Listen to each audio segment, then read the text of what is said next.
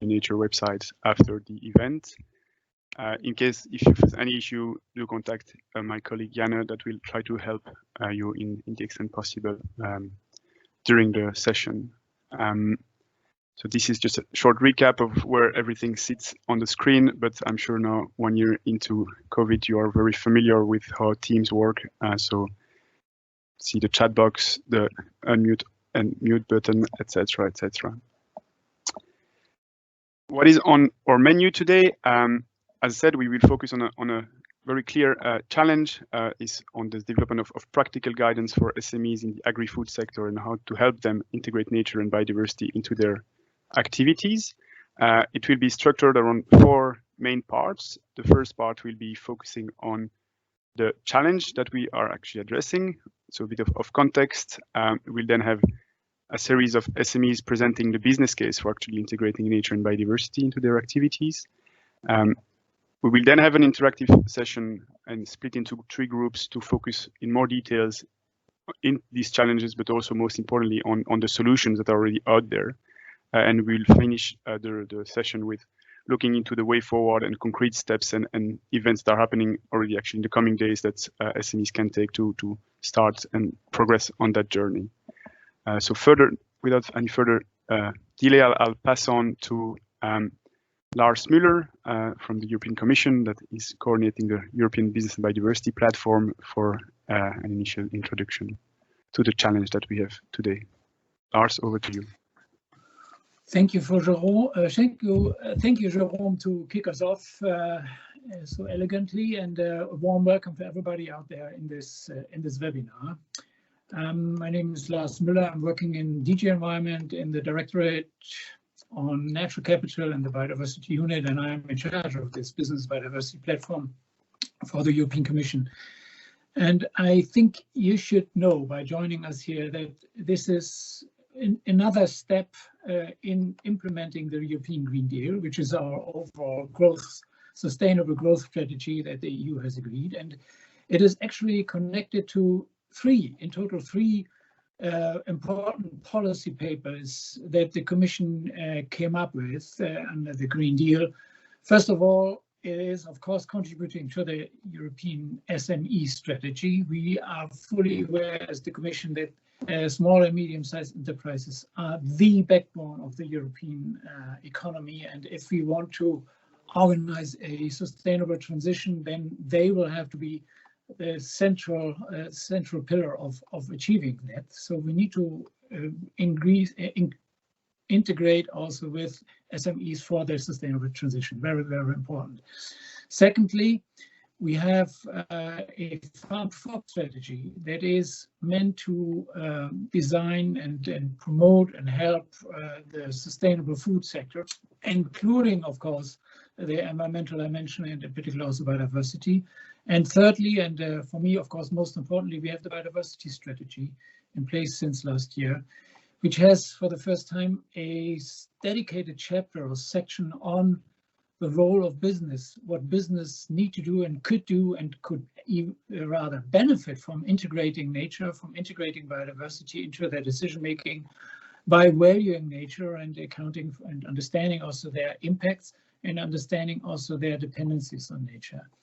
So this webinar is connected quite well to a broad range of issues we are dealing at the Commission. And I think in particular, the valuing nature piece is something where we can also learn now from this exercise. I think everybody in this call or in this webinar should also understand this is not a one-off. We are rather keen to listen and to start further engagement with SMEs in this area. And maybe this is hopefully a productive start already, listening to some pertinent examples of best practice, and then also have some feedback in the interactive session in this call, which is maybe a template for the overall working mode that we try to apply. Look at the front runners from which we can learn, but also listen to those who are still at earlier steps on their journey to really integrate biodiversity and nature into their decision making. I don't want to take more time because it's more interesting to listen to the business examples. Thank you very much for joining us, and next speaker, please. Thank you very much, Lars, for this very good introduction. And I realized that I actually didn't introduce myself. So I'm Jerome Kishelevich, working with ICF and overseeing the activities of the EU BNB Business and Biodiversity platform, and in particular the activities on mainstreaming. That being said, I'll now pass over to Martin Locke from the Capitals Coalition that will reflect a bit on previous experience of engaging with SMEs. Over to you, Martin. Thank you very much, Jerome, and welcome to all listeners. My name is Martin Locke from the Capitals Coalition, as you can also see on this slide. Let me briefly talk about why SMEs should care. First of all, why guidance is needed for SMEs and what is the challenge so far. So why should SMEs or business as a whole care about nature? That's, of course, a question you can ask. Lars already mentioned the impacts and dependencies. But more and more, I think it is important to realize that businesses see that nature is underpinning all of their activities. If there's no nature, there's no business. 530 companies already have come to that conclusion in the context of their commitments to help reverse nature loss. 1,200 of these companies worldwide are also taking concrete action to improve their interaction with nature, and 700 businesses worldwide are calling governments to come with ambitious policies on this. So if you're asking where are these numbers coming from, you could go to the website businessfornature.org, which is one voice of business calling for more action around nature, reversing nature loss at this moment. A coalition that came together in the context of the preparation of the 15th COP of the CBD, the Convention on Biological Diversity. And this COP is important because it will create a new ambitious framework for the world to focus on while we all want to improve our relationship with nature. So why SMEs then, you would ask? Well, an important element in the ambitious future work around biodiversity from governments, but also from business, is to mainstream nature into all decision making by business, governments, and finance institutes. That, in fact, is one of the key elements, which is also a recent signal from business to the CBD that yes, the draft framework that now is available, the post-2020 framework for biodiversity that is available, is already developing in the right direction, but it's not ambitious enough, it's not strong enough. So one element that really needs strengthening is all the efforts that we can get in place to support businesses to embed nature in all of their decisions. And this is not a new thing. The Capitals Coalition, or its predecessor, the Natural Capital Coalition, launched a protocol, the Natural Capital Protocol, to support businesses to do exactly this, embed nature in all of their decisions that they are taking. And of course, the protocol is suitable for all geographies, for all sectors, and also for all sizes. That's what we said when we launched it in 2016. At the same time, if you're honest and you look to the practice, it is more easy, of course, for corporates to implement a 140 protocol document than for SMEs. So already in 2016, we, in collaboration with the EU and this platform, but also with companies like EY, we started to develop specific guidances that were targeted and were applicable at the SME level. Not with too many success, I unfortunately must say. The best example in our experience was of Arcadis Netherlands. They developed, and this is quite topical for this event, a guide specifically for SMEs in the agricultural sector, but also this wasn't touching the bar that we wanted as a Capitals Coalition, because on the consistency and the rigor, it fell unfortunately short. This is of course the challenge. If you want to make something which is digestible at the SME level, you definitely need to simplify and standardize it, but you cannot lose the rigorness and the consistency in the system. So far we haven't succeeded with that, but as mainstreaming is needed more and more, the challenge to develop something suitable for SMEs definitely is there. So I'm very interested to hear from the speakers today how they progress with that, and how we can build on their experience to create something for SMEs that is helpful for all throughout Europe. Thank you very much. Thank you very much, Martin, for talking us through that and also reflecting a bit on your previous experiences on this specific challenge. So we'll continue with this part on setting up a bit the landscape of today's challenge with intervention from Dan Jochem Groot from Nature Square, that recently ran a survey on natural capital among SMEs in the Netherlands. Over to you, Dan. Hi, good afternoon, everyone, and thanks for having me and allowing me to share some of the insights that we recently developed with this survey on SMEs.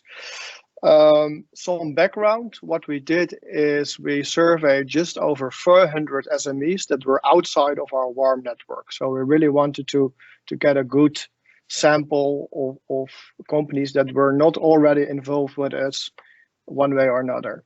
From that 400 companies, just over 100 responded, and you can see the breakdown in sectors on this sheet. And one first interesting thing is that when you look on how they prioritize sustainability as a whole, what you actually see is that sustainability is very, very important to these SMEs. So in general, they do identify themselves really with wanting to be sustainable. And if we then go to the next slide, we see something else which is quite interesting. That is that the familiarity with natural capital accounting as a concept is actually really low. So although these companies, they do want to be sustainable, natural capital accounting is not necessarily something they're quite familiar with. On the other hand, when you ask them, are you actually doing it? Are you accounting for natural capital? Of the respondents that are familiar with natural capital accounting, actually quite a high number is actually doing it. And also the ones that don't already do it, they actually do want to start on natural capital accounting. So even more respondents than the ones that are familiar with natural capital accounting, when you talk to them, they actually do want to start accounting for natural capital. So I think that's a really interesting insight. Forgive me for going very, very fast. So already to the next slide, I just stick to the highlights. Some other questions that we asked were, what kind of support would you want on natural capital accounting? And there it's quite clear that the tendency among SMEs is that they want to be able to do most of it themselves and have maybe a little bit of external support, but only a very, very limited amount of SMEs want to outsource it completely, want to really go to a third party to do their natural capital accounting. They really want to do it themselves. And another thing is we are a Dutch company based in Amsterdam, so we can be blunt to our network. So we really asked them the question, how much do you want to pay for this? And another interesting figure there is that just about 70%, they don't want to pay for it at all. Around 40%, 35%, they want to pay up to 25,000, and only a very, very limited, only one respondent would be willing to pay more than that amount for it. Of course, this is all taking into account that most of them didn't even know it existed before completing this survey, but it does shed some light on what kind of strategy and you could take to move on to a next step, and what kind of services we should as a community develop to get these SMEs on board. So if you can go to, again, the next slide. Our main conclusions were that, and of course there's many more questions that I'm now skipping, but our main conclusions were that although sustainability is a main priority for SMEs, they are not yet familiar with natural capital accounting. But even after first learning about it, there's already a big bump in interest. So more people then know natural capital accounting actually want to be active on it once they know what it is. But third, they also like to be or to become self-reliant on this topic. And that means that we have to move to approaches that are simple to implement and affordable or free to use. And another thing that we found is that among some of the frontrunners on sustainability, especially among SMEs, they tend to focus not so much on accounting for natural capital, but on implementing actions that are good for natural capital. So one thing that I like to raise here is when we make policy for SMEs, should we tempt them to do more accounting, or should we tempt them to implement the right practices? I think that's one to remember for our discussion later.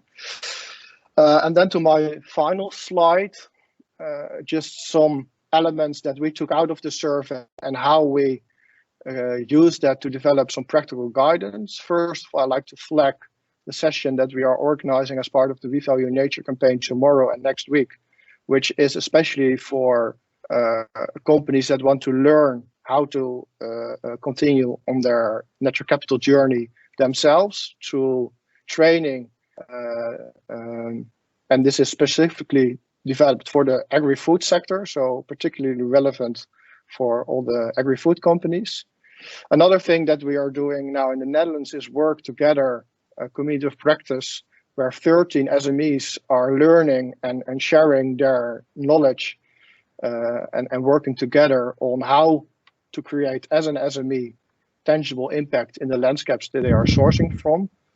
And then the final thing is that we developed a series of workshops where you can really easily get to the first steps of the natural capital protocol within an SME context, and where you can really capture what's the most important thing just by doing a series of 3 workshops. And we hope to use that to support SMEs to really become more self-reliant in their natural capital journeys.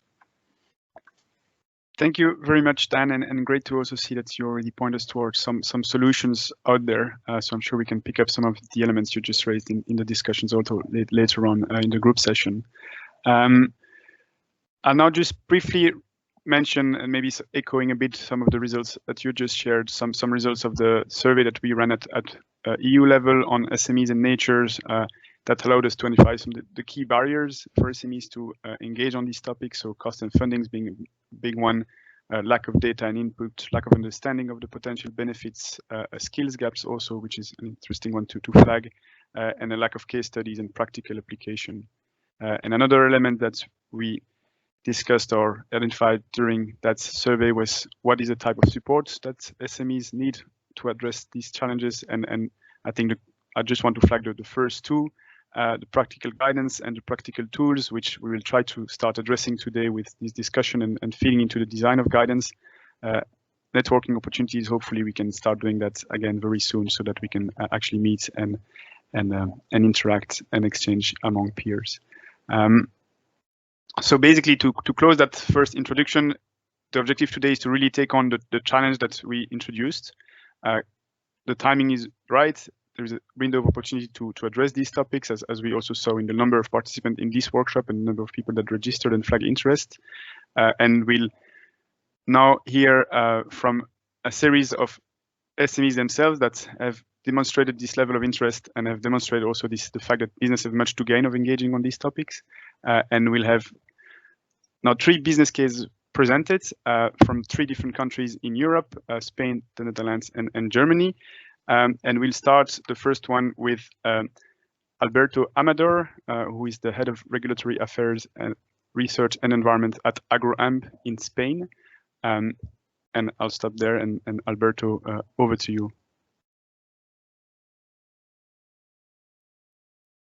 Just need to unmute yourself, Alberto. And yeah, excellent. You're still muted. Yeah, now it worked. I'm muted. Okay. Very good. Good afternoon. Thank you very much for the invitation. Well, I'm going to start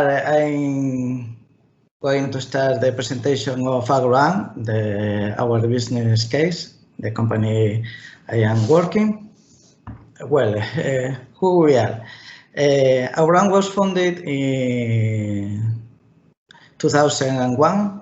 Is an SME located in a rural area in Galicia, Spain, northwest of Spain, with a huge presence of dairy and meat farms. On the right, you can see the father of the current owners of the organization, several years ago, of course. And at that time, they realized that a new need was arising among farmers. That was the use of fertilization in a sustainable way to produce forage, mainly for maize and grasslands, and to reduce the abuse of inorganic fertilizers. And well, and that is how AgroAmp history begins. Please, next slide. Okay. What do we do? We make organic fertilizer, soil amendments based on biodegradable waste, such as manure, slurry, different sewage sludge from agri-food industry, etc. We use lime treatment instead of composting or anaerobic digestion, because the calcium have a second life in our product, because we have a problem with the aluminium toxicity in our soils in Galicia. On the right, you can see different certification about our sustainability, such as the ISO 40001, our assessment of our footprint organization that was registered in the Ministry of Spain, and of course IMAS. The last year we were nominated to the European Business Awards for the environment in the process category for small business, and 2 years ago we were nominated to EMAS Awards. Next slide, please. Well, what do we offer for farmers? We offer this fertilizer based on organic waste that can be used in different crops, either agrarian or forest crops. And as well, we offer support to farmers in different agrarian activities. For example, they contract us either to harvest their crops or maybe to make the resident in their farms. For the agri-food industry, we offer a sustainable alternative to organic waste management, because we give the organic waste a second chance as a product. Please, next slide. About our business case, we have several economic and social impacts. We have created direct jobs in a rural region, as you can see in my slide, and more indirect jobs, for example, in suppliers, maintenance services, local restaurants, and so. The second benefit is the more trust we have from our farmers and waste producers, the more customers we will get. As well, our fertilizing products are approved under the Spanish rule that is a guarantee of safety for our farmers. Thereby, it has allowed us to raise our turnover so far. That is important, the money. Finally, another benefit of our commitment to sustainable approach is that our insurance cost or financial guarantees are reduced. As well, our options in calls for tenders are increased because these environmental accreditation are worthy in this type of calls. Please, next slide. About our environmental impact, we have several benefits. When we reduce the use of inorganic fertilizer, the environment impacts linked to these chemical and mineral fertilizer are reduced as well. For example, intensive energy use in case of nitrogen fertilizers or depletion of mineral rocks, phosphates in case of phosphorus fertilizers.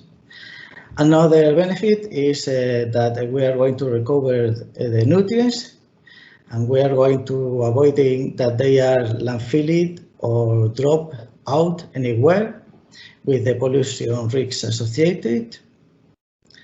As well, low nutrient release in the organic fertilizer, thereby reducing losses because the organic matter needs time to mineralize and release those nutrients. The organic matter presented in our organic fertilizers enhances physical and chemical properties and microbiota in our soils. And the last is, well, the proximity. We're reducing the transport emission because it is a local production. Most of our farmers are close to a ground, less than 40 kilometers. Finally, well, we try to close the loop from waste to resource. We try to bring the biodegradable waste to the market again in a product form. Please, next slide, please. Well, why to be more sustainable? Well, it's important for increasing the confidence of our customers, authorities, neighbors, general public, and finally in your organization. In case of the SMEs located in a rural region, it's very important the neighbors because they are going to be your first customers. Don't let your business behind because customers are looking for greenest products these days. Increases efficient use of your resources that reduce your cost as well, very important. About the sustainability, most of people only think in nature or wildlife when you ask on sustainability, but it's more than that. It's an integrated vision supported by 3 pillars: economic, social, and environment. Don't worry, go step by step from a small sustainable measures to a complex sustainable management system. For example, regarding a small measure, for instance, our treatment plan is surrounded by batches. So we achieve 2 main objectives. The first is we are going to reduce our visual impact. And the other is that we are going to offer a habitat for small animals, such as birds, that they are our natural and sustainable pesticide. Finally, don't worry to ask for support. Sometimes the authorities release call for funding the implementation of sustainable plans in the SMEs, or public tools like carbon footprint calculators. Furthermore, you can get more information on sustainability from local consulting services, are cheaper than big consulting companies, of course. Public agrarian advisors, public platforms like AP Agri, where you can see many fact sheets to be more sustainable on the agri-food sector. For example, about soil health, the use of fertilizer, or something like that. Well, this is next slide, please. Was my last slide, and thank you very much for your attention. Thank you very much, Alberto, for this very good presentation of your business case and clear message on that. Before we move on to Volkert and the other business case of EOSTA, is there any immediate short questions for Alberto? If not, we can come back to questions and answer after we run through the three business case. But it was a very clear presentation, so thank you very much, Alberto. Thank you. So now moving to our second business case, I'm pleased to have Volkert Engelsman on the line from EOSTA, and I see, Volkert, you are actually sharing your slides, so perfect. All people on the call should be able to see your screen now, so just go ahead, please. Jerome, super, thank you very much. Let me first share some exciting circumstantial observations with you. I'm sure you all have read the Great Reset written by Klaus Schwab, in which he addresses the new normal that consists of personal vitality, social vitality, and ecological vitality. The old normal was based on exploiting these three vitalities, which leads to pandemics. We can no longer afford that. That's very pound foolish, penny wise, pound foolish. And so it's interesting to see that there's that this topic of this threefold vitality is gaining momentum. Another exciting observation is, I'm sure you've seen that in the financial markets, where under leadership of pioneers like Mark Carney, the governor of the Bank of England, climate stress tests, biodiversity stress tests, but also sugar, fat, salt stress tests, health stress tests are being piloted in order to address financial risks related to sustainability challenges. So sustainability seems to be breaking out of its green bubble and trickling down into the DNA of the financial sector, into the DNA of the RAROCs, the risk-adjusted return on capital. Another exciting thing is we're in the middle of elections here in Holland. And I don't know about the other member states in Europe, but there seems to be a growing support for a meat tax to make sure that we create a more level playing field in which the polluter no longer gets away with a competitive advantage. So shifting from animal-based protein to plant-based protein seems to be gaining momentum as well. Finally, one example in the retail market. This is Penny, a large supermarket chain in Germany owned by Rewe, who simply share the 2.79 minced meat price and at the same time publishing the 7.62 real price if you would factor in all the externalities related to just natural capital. Social capital is not even included here. To finish with a few examples, what we do as an SME is we have the sustainability flower that we apply to our entire supply chain on a per product basis. We apply 4 M's. We measure the impact. We manage the impact, basically managing the delta between where we are and where we want to be. We market the impact in clever marketing and communication campaigns. And finally, we monetize the impact by wherever possible. Not because we think you can monetize natural and social capital, but what you can do is monetize the repair costs.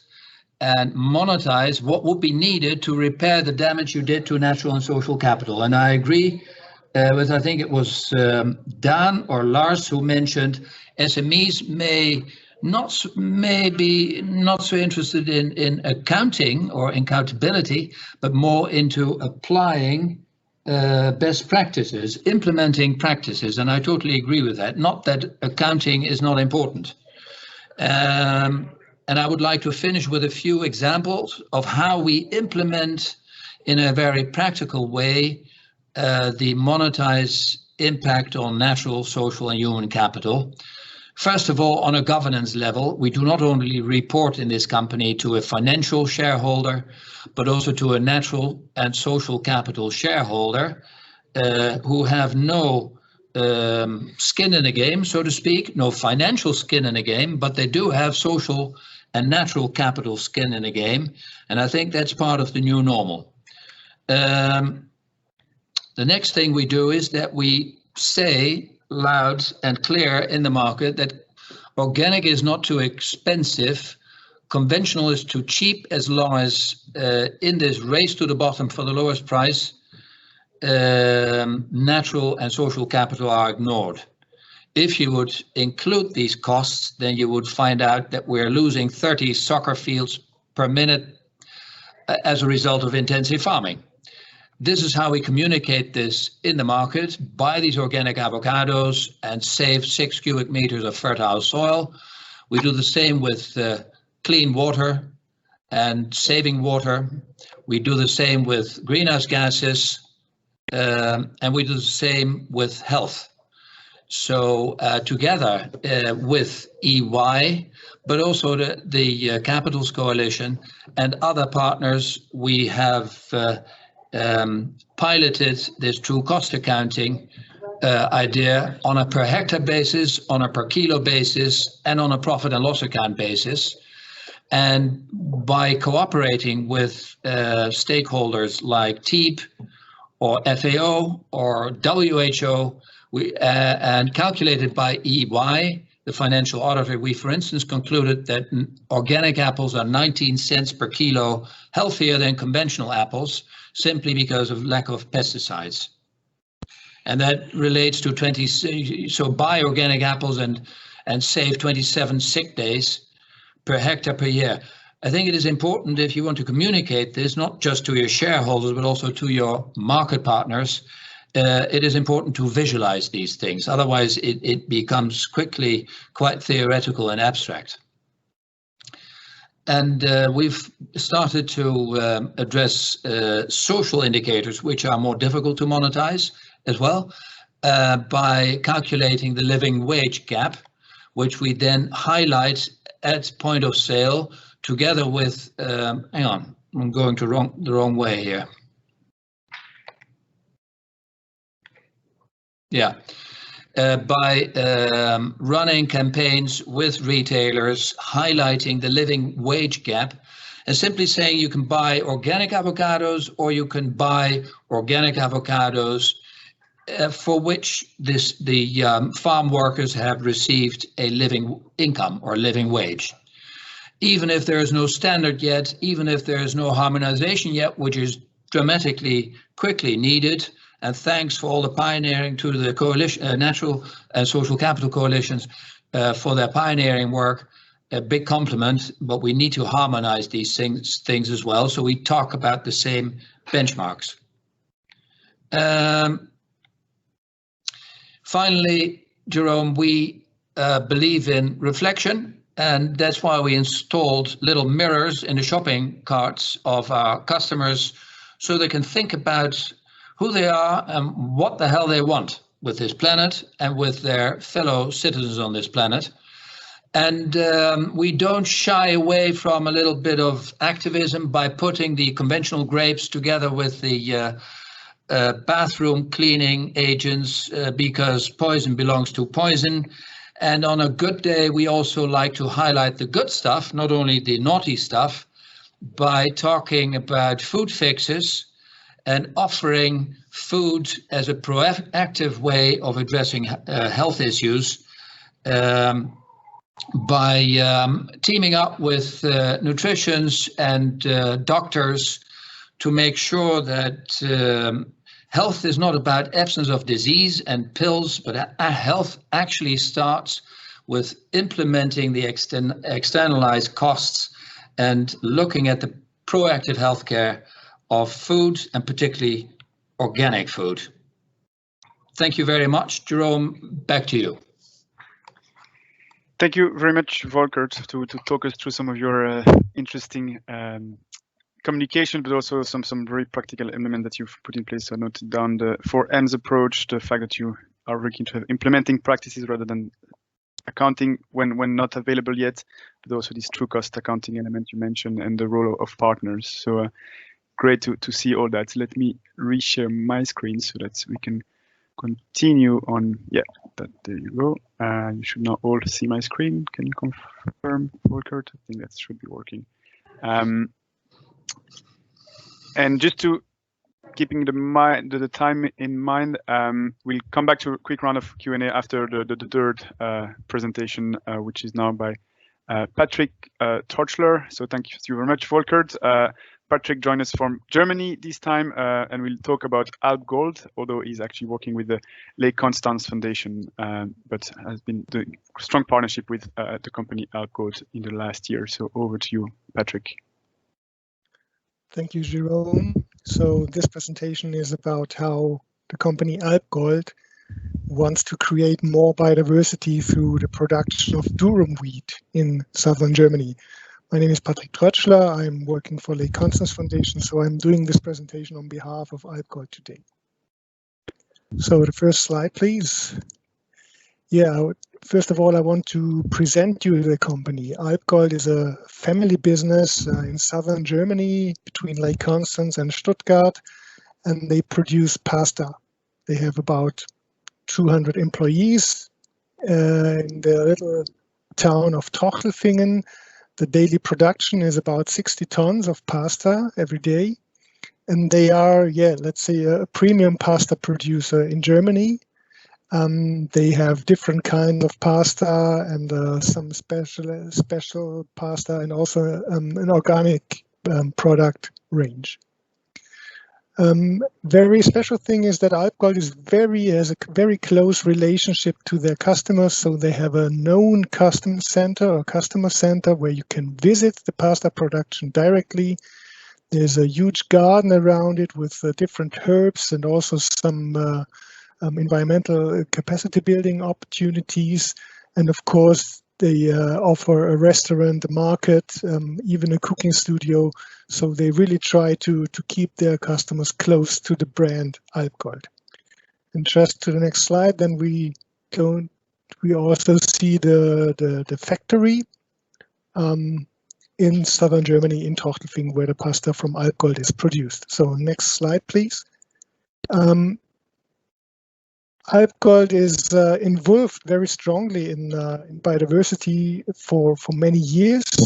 So biodiversity is an important element of their sustainability policy and the company's policy in general. They started, even with us as Lake Constance Foundation, doing a biodiversity check some years ago, just to get conscious of their relationship to this issue, biodiversity, and where they can act and promote biodiversity in the range of their company. They are involved in biodiversity-oriented premises. So you can see here the figures, and they try to progress step by step and to install more and more habitats and little or larger biotopes on their premise, or their different premises, yes. They are also involved strongly in communication regarding biodiversity. For example, they organized a video competition, I think 2 or 3 years ago, and there were some very interesting and very special video contributions then on the issue of biodiversity. And then last but not least, that's what I want to present you today, is this biodiversity project in durum wheat cultivation, because durum wheat is the main commodity of Alpgold. If you produce pasta, then you need durum wheat. We started this project. It's a joint project with Alpgold, then the Constance Foundation as an environmental NGO, and with the IFAB Institute. They are experts in agrobiology and in biodiversity monitoring. We started this project in 2018, and we visited some of the suppliers, some of the farms that are producing durum wheat for Alpgold, and we learned in this first year a lot on durum production. We saw also that in southern Germany there is no high need to install new landscape elements. And we learned a lot on durum production, because durum is not so common in southern Germany. And we learned that it's a very sensitive crop in terms of crop management, in terms of quality, and also in terms of the harvesting season.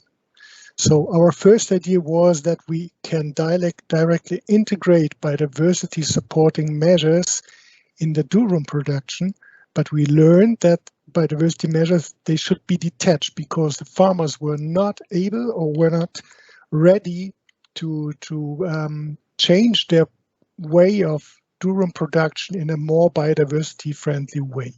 So we rethought our first concept, and then we changed that, and we came to 4 main principles. Next slide, please. So the aim of the project is clear. We want to create an added value, not only through regionality, but also through more biodiversity. And the first principle we defined is, so we switched from a large set of different biodiversity measures. We switched to only 2 high-level biodiversity measures. So we focused the whole project on 2 measures, and one is extensive cropland, so a reduction of the seed density, no use of pesticides, a very strongly reduced fertilizer use, and also a diverse and cereal-based crop rotation. And the other high-level biodiversity measure is that we want the farmers to install or to implement high-quality perennial flower strips in a certain way. So they seed it, and then after 1 year, they reseed half of this area. So we came into a kind of rotation on the field. And so we have two ways of offering flowering areas to the insects, with the new seeds and the perennial seeds. And of course, on these fields, there is no use of pesticides or fertilizers. So we focused on these 2 measures, not on a set of measures. The next principle is very important. So we defined the scope. So we have the 2 measures, and the principle number 2 is that these 2 biodiversity measures must be implemented on an area that is equivalent to 10% of the contractually fixed durum area with Alpgold. So if you have a farmer that is producing 20 hectares of durum for Alpgold, those 20 hectares of durum trigger 2 hectares of biodiversity area. So we directly linked the production or the implementation of biodiversity measures to the amount of durum production in the farm. The next slide, yes. So the third principle is that we have these clear rules, the 2 measures, and 10% of the durum area, but we offered a certain amount of flexibility for the farmers when they implement these 2 measures. So they decide themselves about the distribution of the 2 measures in their farm. But we had a minimum of implementation of 5% of this extensive arable land, because we think this is the most valuable measure, and we want them to do it at least on 5% of their durum area. But they are flexible if they want to implement it in 5% to 5%, or 6% to 4%, or 7% to 3%, so they can really implement it in their farm in the way that is convenient to them. And then the last principle, AlpGold pays for this quality. So they're given a clear incentive to the suppliers. They are paying farmers, they pay a quality bonus of 60 euros per hectare of durum wheat.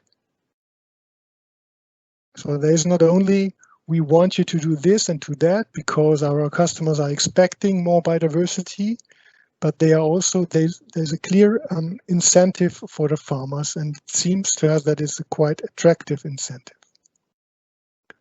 Next slide, please. So we developed this new concept. We had some more farm visits, so we have pilot farms now, and now from the 2021 sowing season, so right beginning in this autumn, these measures that I presented to you, they will become obligatory. So AlpGold will do new contracts with all their suppliers, with all their farmers producing durum, and from that on, all farmers have to contribute to the durum, to the biodiversity with 10% of their durum area for AlpGold. So this is obligatory. I think this is very important, and this is a big success. So we have already produced an information brochure for the farmers, and it has been sent out in the last weeks. We are preparing now information and demonstration events for the farmers and in April and May, and hopefully we can do it out on the field. If not, we will do it like this here today. And another important incentive for the farmers is normally they have only 1 year contracts, but AlpGold is now offering at longer contract periods, at least 3 years. And the Constance Foundation and also our partner IFAB Institute, they will be part of this project also in the next year. So we'll advise the farmers and giving them feedback and support them to find the right fields. And if there are problems in implementation, we will they can call us and we can give advice. And very important too, IFAB is also responsible for the biodiversity monitoring. So we're talking about 100 farms and 1,500 hectares of durum, so 150 hectares of biodiversity areas. So we cannot monitor all these fields, but at least some of samples. So IFAB has developed a biodiversity monitoring concept and will implement this in the next years.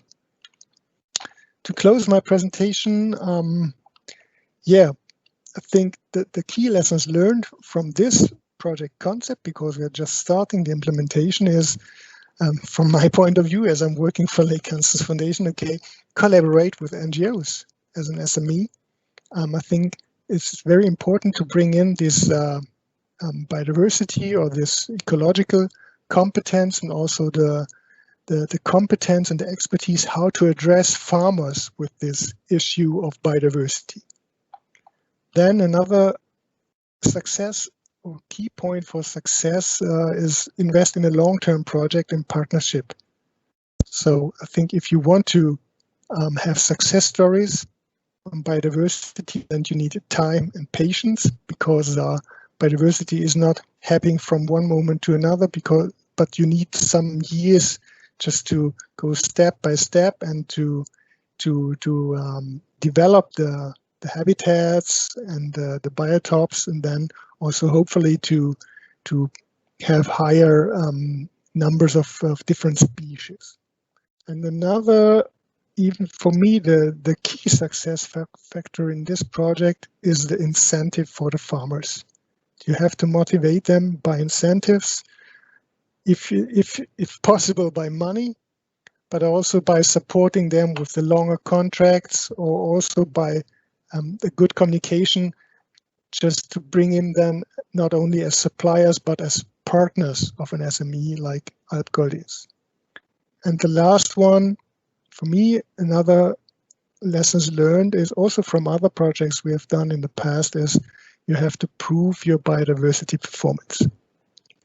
Monitoring is key for communication, but also for adjusting measures in the project then. And yeah, to finish that, I think AlpGold is doing here a very good job. We are very happy to collaborate with them. And hopefully this project contributes to charge the brand of AlpGold company with more sustainability, to make this brand and the pasta more unique, and hopefully the consumers will buy more AlpGold pasta in the future. So thank you very much for the opportunity to present this project. Thank you very much, Patrick, and also thank you for flagging these key lessons learned and the one cooperation which really comes out strongly from the story you just told us. So we're running a bit behind on time, but I still have a couple of minutes for any Q&A on these three great examples from across Europe. So if anyone has a question, you can put it down in the chat or raise your hand and just voice the question.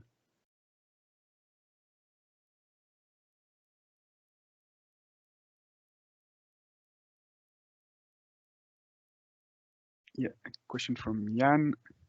Go ahead, Jan. Hello. A question to Volkert. He mentioned this example from Penny, I think from the German company, comparing the price that they are charging, asking customers to pay with the price that internalizes externalities. So my question was, can we, does IOSTA consider customers more as a solution to this endeavor, to incorporate externalities in the price, or more as a barrier, seeing the marketing they're doing around this towards their customers? And a question to Patrick, I think, from Lake Constance, is a more technical question, but is species richness also used as an indicator to incentivize farmers? Kind of a based price incentive based on diversity. Thank you. Thanks, Jan. So Volkert, I saw you switched on your camera, so go ahead first.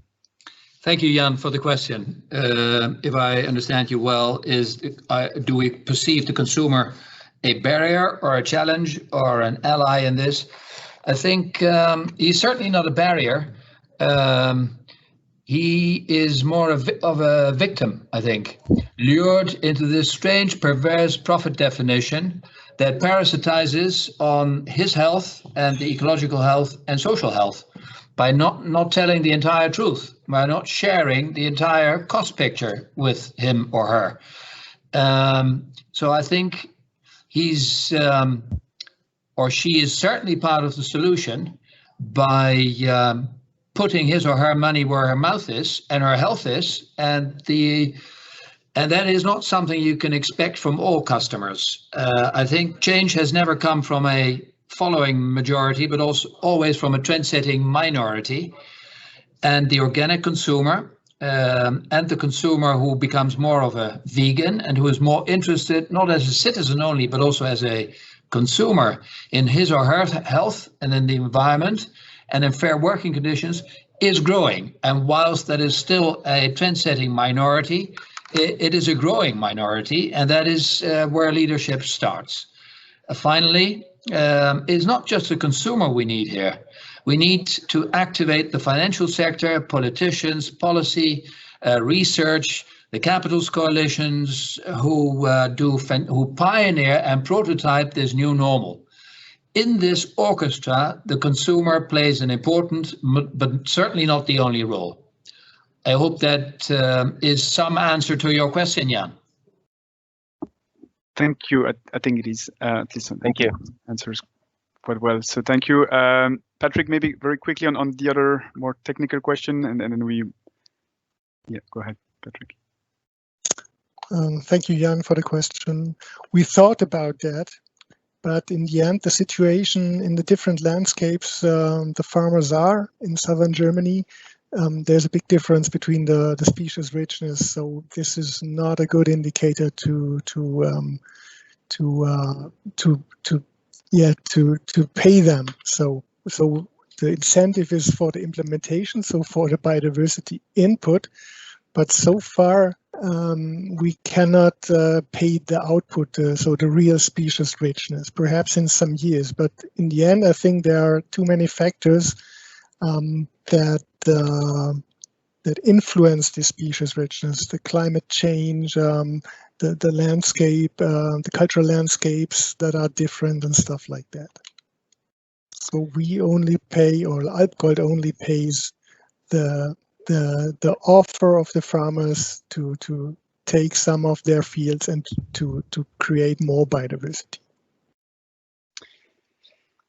Thank you very much, Patrick. And I see there are a few more questions, but I suggest we move on to the interactive part, and I think there will be a chance to raise some of these also in the discussion during these group sessions. So thank you very much to Alberto, Volker, and Patrick for their very good presentation and providing a lot of insights and basis to discuss further. So what we'll be doing now in this part of the workshop focusing on solutions is actually asking you to intervene and take an active role. We will, in a moment, and you don't have to do anything, break into 3 different groups. In each of these groups, we'll discuss first a bit more on the challenges faced by SMEs, but spend most of the time focusing on practical solutions. And we really encourage you to participate via this mural board that we will be using and that you'll be introduced to, but also to use the chat to share links and share existing reports, documentation that you have been using or that you know others have been using or that you are aware of.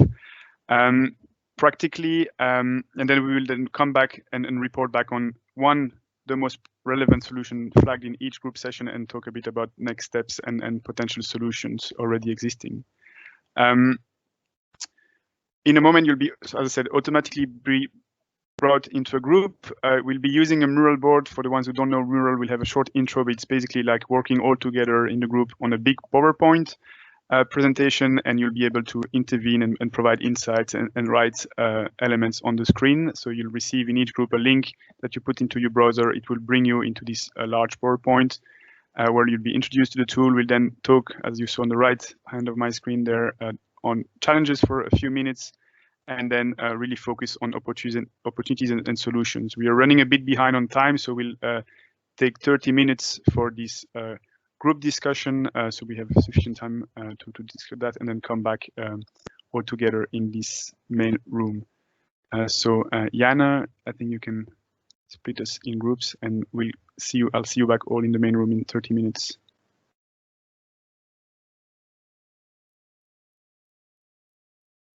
Hello, everybody. I think we are now all back in the main room. So thank you very much for your time and for joining this group. I'll move progress. There you go. So thank you all for your input and the discussion in the group. I hope it worked well and you had the time to work through most of the mural board. We'll now enter. Well, before we go into the way forward, I just will ask representative from each group to mention only one of the solutions that were identified as the most salient ones to some of the challenges identified. So in the group 1, I don't know who wants to take the lead very shortly, 30 seconds to we had a volunteer, so please, team, if you want to share your insights. Yeah, absolutely, no problem. Thanks, Thibault. So I'm going to pick one that was written down by Jude from the Impact Institute. And so one of the key things that came out of our discussions was that there does seem to be a lack of resources for SMEs. And Jude's input was that there are a lot of open source methodologies available from obviously us. I work at the Capitals Coalition, but also ISO, Food Civi, and TEEB, and it relates to one of the solutions to one of the other problems as well around standardization and being part of alliances and coalitions and groups of organizations to be able to learn from each other and help further the development and thinking around some of these topics as well. Thank you, Tim. That certainly resonates with a lot of the discussion in your group as well. Group number 2, someone to share the most salient solution? I can probably do that. We had a good discussion. I must say we've struggled a little bit with the tool, but there's certainly a lot of input. Thanks for everybody for sharing this input, and we'll take the time to process that rich information that you've shared. One idea that came up actually from Martin. Creating a community of practice with farmers. We've seen that also with the financial sector being a success. So why not transposing that to the food and agri-food sector? And one, I think, good idea too, around the business case, linking food and biodiversity. We need to show in the business case that also working with the diversity of vegetable species can be or can bring benefit in terms of nutritional achievements, and I think this should be stressed more in the business case, according to Mario. Thank you, Jan, for sharing that. Very useful. I guess in our group, I'll take the floor on that. I'll just focus on one. We echoed a lot of things. We mentioned community of practice as well, etc. But maybe one element that also came out strongly was to build up a standard set of indicators and associated measures that SMEs can take and build that up at sectoral, subsectoral level, so that each SME don't have to reinvent the wheel, but has available at hand concrete examples of measures and associated indicators to track progress and impact that they can just use and replicate. So a lot of good thoughts out there and a lot to build on. Let me share my screen again as we move on to the last part of the workshop today, which is focusing on the way forward. And I think one solution that will certainly be very interesting to many, given what we heard in the group discussion, is actually an introduction to the SME Climate Hub by Majda Dabagi, who is Director of Clean Growth at the International Chamber of Commerce. Majda, over to you to introduce us to that tool or platform. Great. Thank you so much, Jerome, and thanks to everyone for this really insightful and interesting couple of hours. Absolutely, I think that I hope anyways that the SME Climate Hub will help to provide some ideas of how we can move forward in terms of getting small businesses to take action on biodiversity. The SME Climate Hub is an initiative that we launched in September last year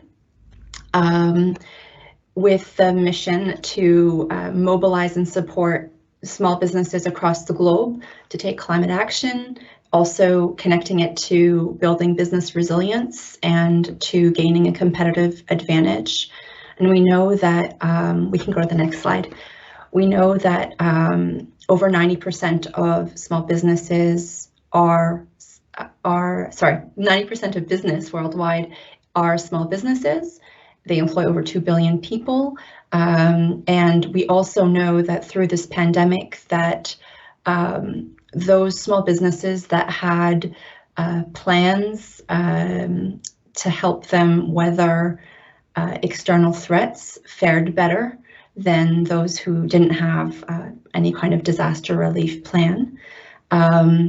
And we also know that 40 to 60% of businesses, small businesses that close due to a severe weather event never reopen. So we've tried to make the business case for why it's important for small businesses to take action on climate and build business resilience very clear. And I think we can do the same with biodiversity.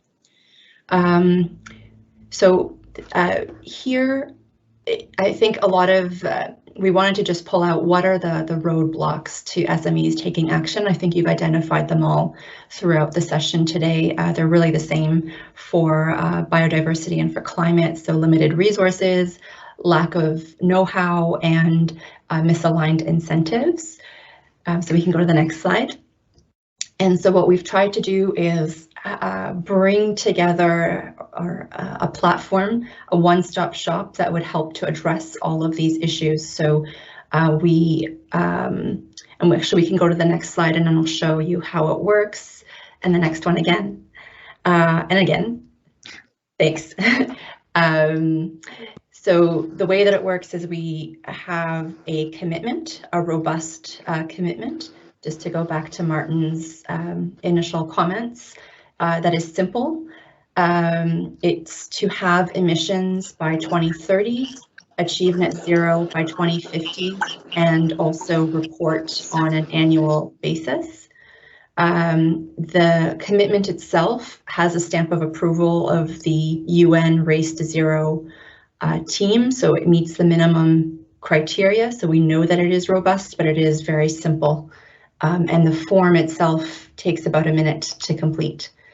And then we have a toolbox where small businesses can access free tools and also a series of incentives. The incentives that we have in place right now are really around recognition from the UN, but also recognition from large supply chain leaders that are committed to making climate action a procurement criteria.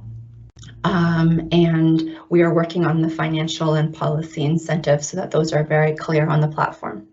So we can go to the next slide. And I think we can just kind of skip through these. It goes into a little bit more detail on what the commitment looks like. We can go to the next couple of slides here. I'll just flick through real quick so you can see what it looks like. On the tools, I think it is important to mention that what we've done for the tools library is we worked with the University of Oxford.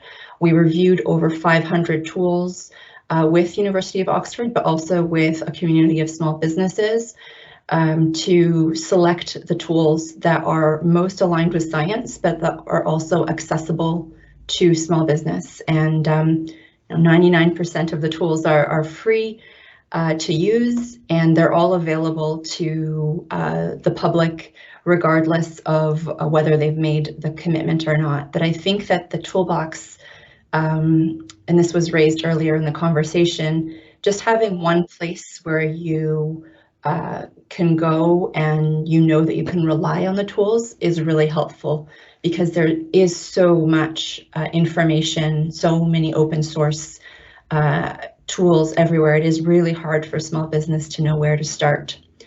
So hopefully this helps. We can skip this slide. And this is just what the toolbox looks like, so you can get a bit of a visual. And I've mentioned the incentives here, and we can go to the next slide again. We have over 700 small businesses now who have committed. This is really just from the start of January, I'd say, mostly. Because we got the tools up in December, and having the solutions, not just a commitment platform, was really essential, I think, to start mobilizing small businesses. So we'll try to grow that number to hundreds of thousands by COP26 at the end of the year. So we can go to the next slide. There's some testimonials from some of the small businesses, which I'm sure we can share all these slides with you, but I'm just mindful of the time for everyone. And that's it, really. I think just the one last thing I wanted to mention was of the importance of working with the supply chain leaders, so the big corporates, multinationals with lots of SME suppliers, as well as working with SMEs directly from the ground up. The importance of working with trade associations, with chambers of commerce, with various partner organizations, and also corporates or financial institutions, insurance companies that have access to SMEs directly. And it's just about a kind of coming together as a global community to really provide the support for small businesses, because ultimately I think every small business really wants to do well, but they often don't know where to start. And so our job is to ensure that there is support and incentives and that we are kind of working hand in hand, and that everyone is doing the best, their part and the best that they can.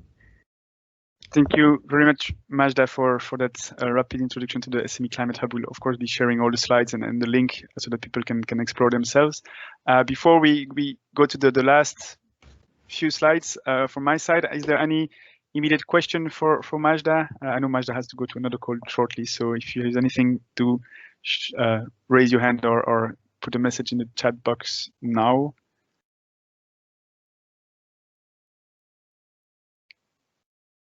I see here. Question to Magda is the fact that the logo of the SME Climate Hub already has a leaf in its token that this hub will develop towards a hub for nature too. So I think that's a hint from Martin Locke at the Capitals Coalition. Immediate answers to that, Majda? I really hope so. I think that biodiversity and climate are so interrelated. I'd really like to see the hub develop into a more robust offering, but we did have to start somewhere. If anyone on the call actually has any tools that they'd like to share on the platform, please do share those with us, and I think that would be a really good way of getting started. So I've just shared the link to the SME Climate Hub in the chat as well. So and I'll put in my email as well in case anyone wants to connect with me afterwards. Thank you very much, Majda. That's all very good, and I'm glad you also pointed towards moving towards concrete steps, because this is what we want to do next. So I'm pleased to say that we will be launching a new working group under the European Business and Biodiversity platform, together with the Capitals Coalition, on basically addressing the challenge that we talked about today and developing these guidance. So what we want to do is have a small group of SMEs or organization working with SMEs to basically support the development of the guidance, but in a kind of light touch way. Key role would be to provide constructive feedback on the development of the guide for SMEs at different key moments, and I'll show a timeline in the next slide.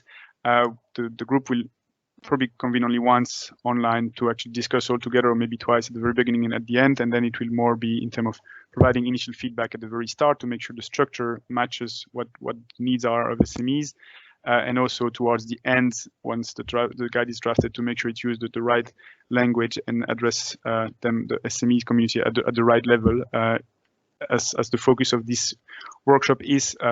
The guide also will initially be on SMEs from the agri-food sector, but potentially, if that works well, it could be also expanded to other sectors in the next period or so, but to be seen.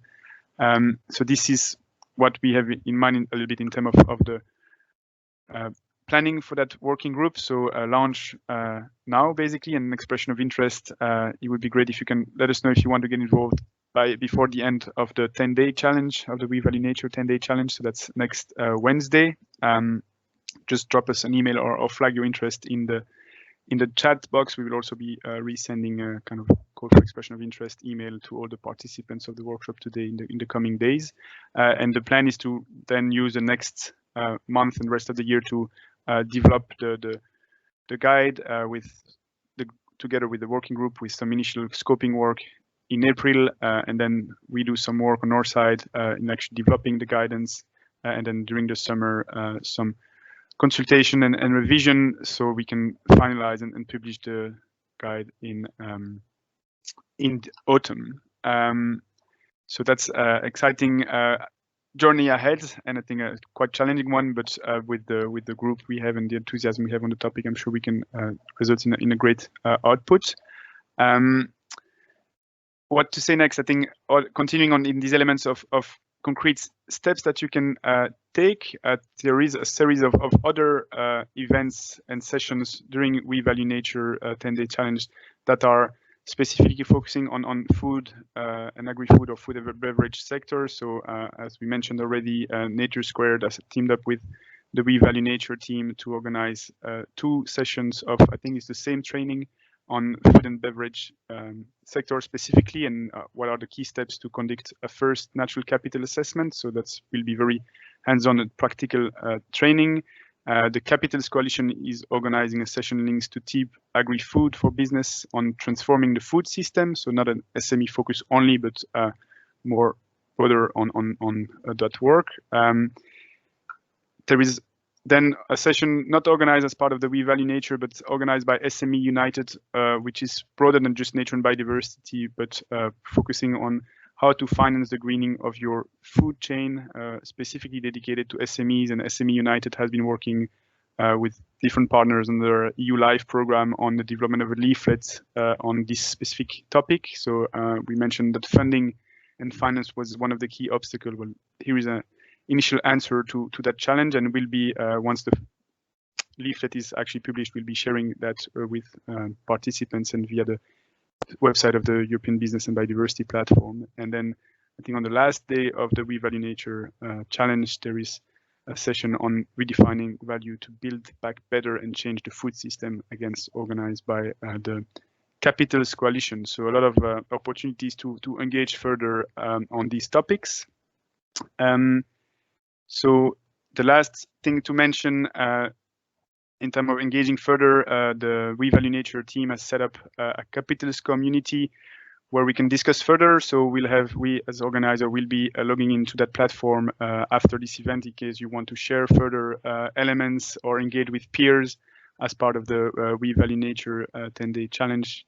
This is the place to do that, and you'll see there is a lot of topics being discussed there that you can engage and discuss with other. We also want to hear your feedback, so we'll be circulating a link to a feedback survey, but the link is there and quite straightforward, and you will be sharing the slides, so you can use that as well. So lot of next steps in the pipeline, and this brings us to an end. So unless there is anyone that wants to raise a question or a final remark, let me thank you all for your participation in today's workshop. We're very pleased to have you all on the line, and we've certainly collected a lot of insights, and hopefully you too, and have a strong basis to continue our work on this challenging but much needed topic to be addressed. Thank you all, and I wish you a good end of the day and a good end of the 10 days of challenge for We Value Nature. Thank you. Thank you. Bye. Bye. Thank you. Thank you all. Bye-bye. Thank you. Bye-bye. Thank you. Bye-bye. Thank you very much. Bye-bye.